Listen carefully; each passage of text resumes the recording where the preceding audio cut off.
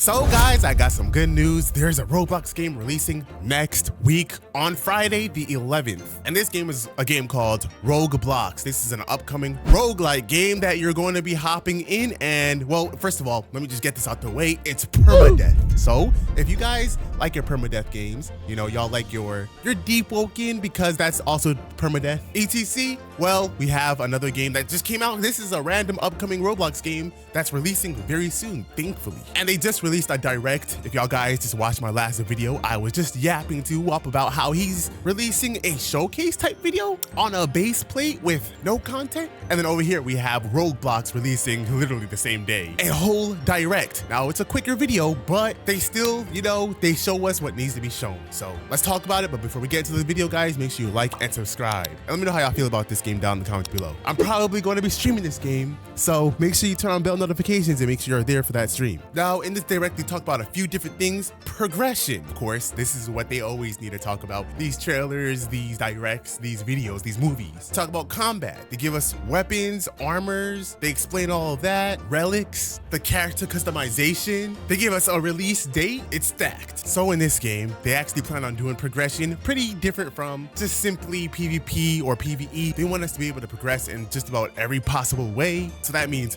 fishing, cooking, PvE, obviously PvP, and they also plan on building upon that through future updates as the game is out over time. So if you don't want to progress in one way, you can progress in another way. And we love to have variety to progress in different ways. So y'all don't have to, hey, y'all might be praying right now, you don't have to sweat. Of course, they do make it very clear that they do encourage PvP in this game. And so there will be reason for people to still, wipe you. Now for progression, they do explain that for your character, what you're gonna need to do is 3 different things: alignment, experience, and silver. Now alignment, they explain, is pretty much your reputation in this game, whether you're a hero, villain, etc.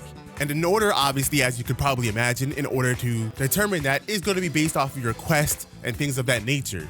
Mainly they say in this video. Experience is going to be another thing that you're going to all be doing, which you get obviously by exploring the map, discovering new areas, fighting normal NPCs, and participating in events, etc. It's gonna be a lot. And then last is silver.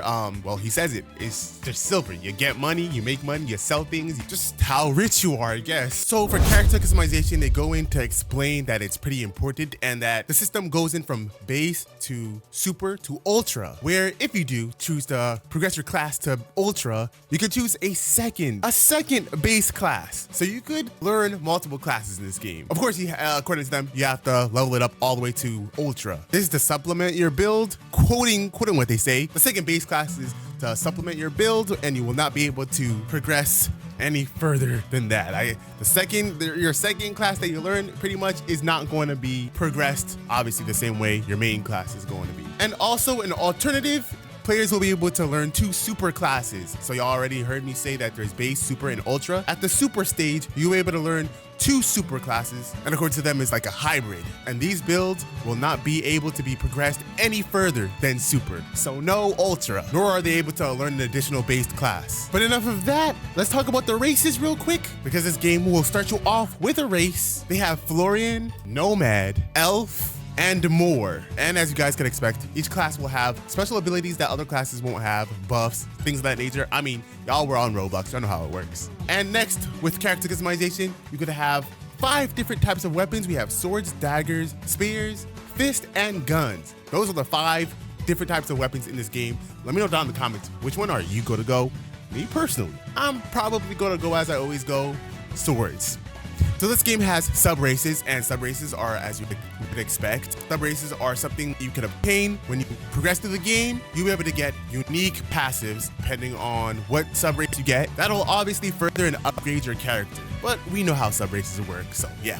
But what I really want to talk about is these 3 things: enchants, reforges, and relics, because these are pretty cool. Now, enchants are like the weapon buffs. These will buff the stats for your weapons, whereas reforges are more so buffing the stats for your armor. I feel like these are pretty similar. They're just like for weapons, is the enchants, and the reforges are like the armor. Depending on the enchant or the reforges, those will depend on the type of buffs that you'll be getting for your weapons or armors. You can customize your weapons and armors to be the type of weapons and armors you want. So that's good. But the relics. Now the relics is going to be something that everybody is going to be paying close attention to, because the way it works is the relics are unique abilities that, for example, you may be able to double jump if you get a specific type of relic, or you might be able to heal people. Relics will give you special abilities, and so these are going to be very valuable items. And the way it works, these relics will have different amounts of stars, I believe with the max of 5, and yes, you will have the capability of increasing the amount of stars these relics have. There will be 3 slots per person per player, allowing you to hold a maximum of 3 relics, but it's within the sum of 4, meaning that, you know how I said each relic has a certain amount of stars? Well, you can't have like 2 3-star relics, because if it's the sum of 4, then that equals 6. That way, not everybody's walking around with the most OP relics. Of course, once again, guys, you could increase the amount of stars you could have per thing. But I think that's pretty cool. Let me know how y'all feel about that down in the comments below. But yeah, that's about it for this video, guys. I'm probably gonna be streaming and playing this game, so make sure you like and subscribe if y'all wanna see more on that. If y'all wanna see some guides, make sure you like and subscribe, and I'll see you on the next video. Peace out.